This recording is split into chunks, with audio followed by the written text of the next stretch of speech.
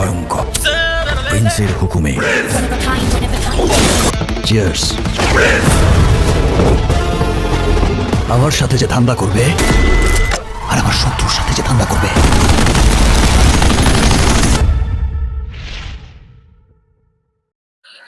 আসসালামু আলাইকুম। প্রিন্সের টিজার আপনারা এতক্ষণে সবাই দেখে ফেলেছেন। আমি টিজারের রিয়াকশনটা দিয়েছি, সেটা নিশ্চয়ই আপনারা দেখে ফেলেছেন।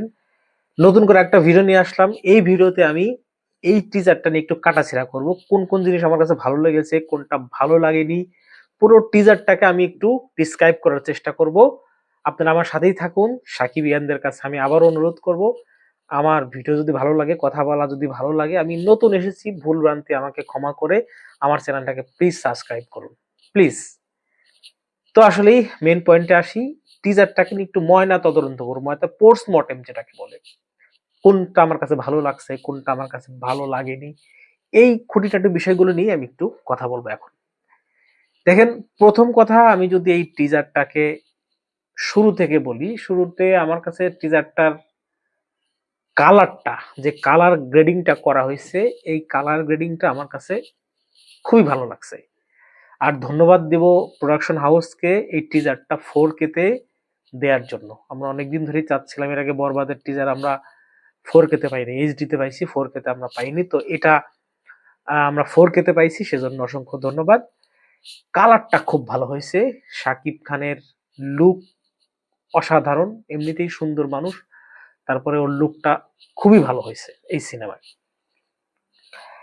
এই সিনেমায় আমরা ম্যাক্সিমাম ইম্পর্টেন্ট যে ক্যারেক্টারগুলো, সেইগুলো আমরা দেখতে পাইছি। আমরা মেইন ভিলেন যাকে বলা হচ্ছে, তাকে আমরা দেখতে পাইছি। তাসনিয়া ফারিনকে এক ঝলক দেখতে পাইছি, জ্যোতির্ময়ীকে এক ঝলক আমরা দেখতে পাইছি, শাকিব খানকে 2-3টা ফ্রেমে আমরা দেখতে পাইছি, তার 2-3টা লুক আমরা দেখতে পাইছি। আমার কাছে সত্যি কথা বলি, আমরা মন খারাপ করেন না, আমার সাথে আপনারা হয়তো একমত হতেও পারেন, নাও হতে পারেন। আমার কাছে তুফানের একটা ভাইব আমি এই টিজারটার মধ্যে পাইছি। তুফান মুভিটা যারা দেখছেন তারা বলতে পারবেন, তুফানের ওই ভাইবটা একটু আমি এই মুভিটার মধ্যে পাইছি। আশা করি গল্পটা তো একেবারে ভিন্ন হওয়ার কথা, আরো নতুনত্ব আমরা অনেক কিছুই পাবো এর সাথে।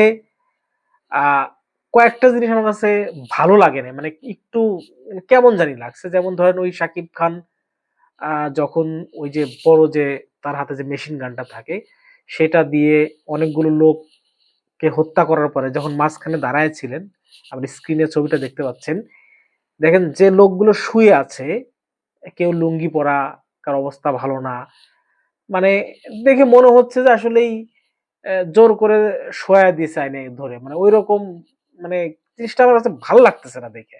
এখানে যে লোকগুলো শুয়ে আছে তাদেরকে আরো ভালোভাবে দেখানো যাইতো, তাদের ফেসিয়াল এক্সপ্রেশন থেকে শুরু করে তাদের, মানে মানুষগুলো যে একদম মরে পড়ে আছে, মনে হচ্ছে যে আসলেই মানে এটা শুটিং করার জন্য ফালাই দিছে আর কি, রিয়েলিস্টিক জিনিসটা লাগতেছে না। আমার কাছে এটা ভালো লাগে নাই। এছাড়া আরো কিছু দিক আমি, আমার কাছে মনে হয়েছে যে বেশিরভাগ আমি বাংলাদেশি অনেক আর্টিস্টকে দেখতে পাইছি এখানে। তাদের আহ, কয়েকজন আছে খুব ভালো অভিনেতা, আর বাকিগুলো খুবই নতুন মুখ, যায় না তারা পর্দায় কিরকম করবে। তবে বলিউডের অনেকেই কাজ করার কথা আমরা শুনেছিলাম, যে এই মুভিতে নাকি বলিউডের অনেককে আমরা দেখতে পাবো। তবে আমরা আদতে বলিউডের কোনো ফেসকে আমরা এই টিজারে দেখতে পাই নাই। ওই যে যে মেইন ভিলেনটার কথা বলতেছেন, উনি মূলত বলিউডের না, উনি কলকাতার মানুষ, উনি বলিউডে কিছু সিরিজে কাজ করছেন। মূলত উনি বলিউডের একদম মেইন স্ট্রিমের কোনো অভিনেতা না। আর বলা হয়েছিল অনেকেই বলিউডের আছে, তো আমরা এই টিজারে অন্তত সেরকমটা দেখতে পাই নাই। আশা করি পরবর্তীতে হয়তো আমরা দেখতে পাবো বলে আশা করি।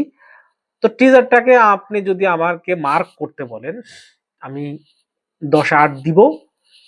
আর সাকিবের তুফান, বরবাদ, তাণ্ডবের টিজারের সাথে যদি কম্পেয়ার করতে বলেন, প্রায় সিমিলার, মানে বিট করে একদম, তুফানকে বিট করে যাবে, তাণ্ডবকে একদম বিট করে ফেলবে, এরকম না, সিমিলার, তবে ভালো।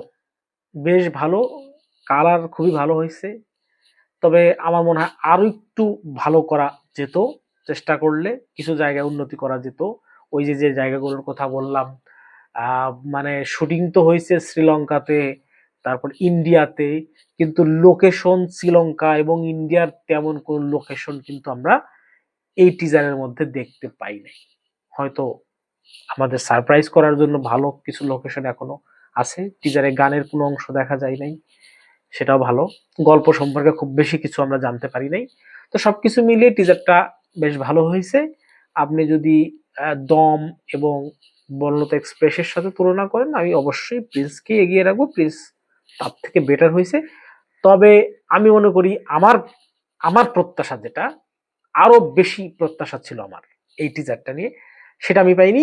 তবে আমি এটাকে খারাপ বলবো না, ভালো, বেশ ভালো। ধন্যবাদ, ভালো থাকবেন। আপনাদের মতামতগুলো অবশ্যই কমেন্ট করে জানাবেন। পরবর্তী ভিডিওর জন্য অবশ্যই চ্যানেলটাকে সাবস্ক্রাইব করে লাইক কমেন্ট দিয়ে পাশে থাকবেন। ধন্যবাদ, ভালো থাকবেন।